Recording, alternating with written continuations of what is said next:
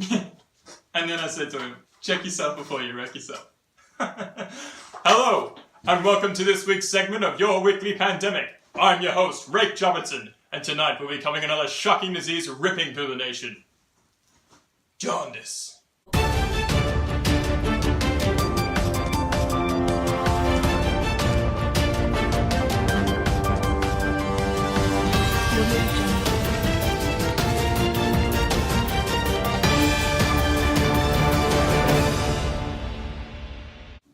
Jaundice. It's sweeping through our nation faster than an Australian leadership bill. But what is it? What causes it? And why does it want to turn us into Simpsons characters? To answer these gripping questions, we spoke to Dr. Jaundice. Hello everyone, I'm Dr. Jaundice. Now, jaundice is generally considered a disease of the liver. In fact, Hippocrates himself in 400 BC could recognise the liver in the progression of the disease. Far less frequently, however, it can be due to pancreas and gallbladder problems. It's important to understand that jaundice is not actually a disease itself, but is a state in which physiological conditions will cause. But what exactly causes this condition? Well, for that, we're going to need a little bit of blood. So here we have some blood. Don't ask me where I got it from. Just get rid of that. Jaundice is caused by the buildup of bilirubin in the blood, and is the result from red blood cell breakdown by macrophages. It's quite a long-winded process, but the main point is that unconjugated bilirubin, which is non-water soluble, is collected in the blood. As we can see here, red blood cells travel through the macrophage, are broken down into heme, globin, and come out as unconjugated bilirubin. Quite long-winded. Here we have about 500 ml of blood. In a normal individual, 1 to 5 ml of bilirubin would be considered non-toxic, but a jaundiced individual can have from 12.5 ml to 25 ml in 500 ml. And this amount can travel through the blood-brain barrier to damage the brain and CNS. That's why when the liver protein albumin finds this lollygagger in the periphery, it takes him to the slammer, or as the cool kids are saying these days, the liver. So the lollygagger, unconjugated bilirubin, heads to the liver and is converted by UGT, glucuronidtransferase, into conjugated bilirubin. Now the good thing about conjugated bilirubin, besides that he's wearing a tie, is that he's water soluble and is able to be excreted into the kidneys and gastrointestinal tract. Here we see the gastrointestinal tract. Some bilirubin can travel to the kidneys via the blood.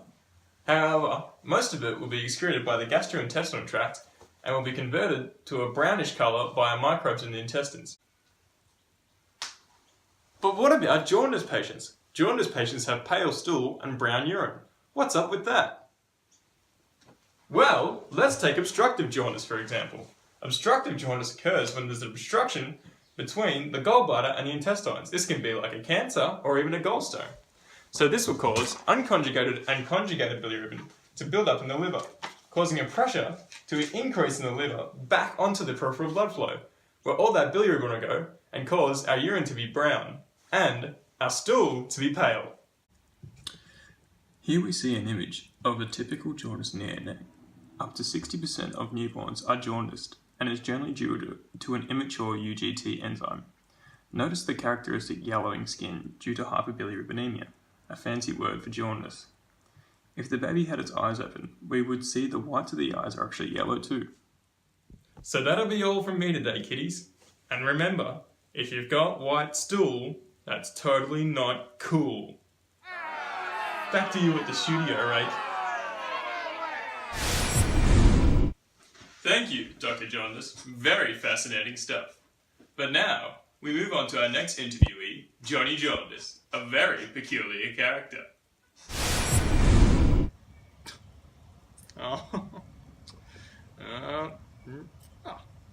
Didn't quite see you there, friends. I'm Johnny Jaundice, and I'm here to teach you guys a thing or two about jaundice. Now, if anyone knows anything about jaundice, it's me. I've been living with jaundice my entire life. Everyone I meet says, "Hey Johnny, I thought jaundice was a relatively curable disease resulting from a wide variety of environmental and lifestyle factors, all of which can be altered to reduce the risk of a chronic condition that will result in systemic toxicity." And to that I say, Yep. I bet you guys are wondering, What are all the ways that you got jaundice, Johnny? Well, I'll tell you. So there's many ways we can get jaundice. We have conjugated, unconjugated, and mixed hyperbilirubinemia. So what are some of the unconjugated ways we can get it? So there's lack of bilirubin metabolism, such as when we have genetic defects or a UGT defect. Increased bilirubin production, such as when we have a red blood cell membrane defect. And there's even intestinal metabolism bilirubin disorders. So what are some of the conjugated hyperbilirubinemias? Well, there's Rota syndrome, Dubin-Johnson syndrome, and there's even obstructive jaundice, the classic where you get blockage of the gallbladder. So what are some of our mixed hyperbilirubinemias? Well, there's viral jaundice, which can be like hepatitis, autoimmune jaundice, non-alcoholic fatty liver disease, or as I like to say, NAFLD, drug use, and even pregnancy. All these things can cause jaundice in an individual. Yep, I've seen it all. Tell you what, friends, that'll be all from me. Tell you what, I think I feel another batch of jaundice coming on right now. Whew. So, goodbye, see you later, have a good day. We present this interview posthumously, as Johnny died briefly after the interview finished. So that'll be all from this news team. Thanks for stopping by. Swing by next week for our next disease, cystourethral pyelonephritis. Danger, disease, or fake news. Bye bye now.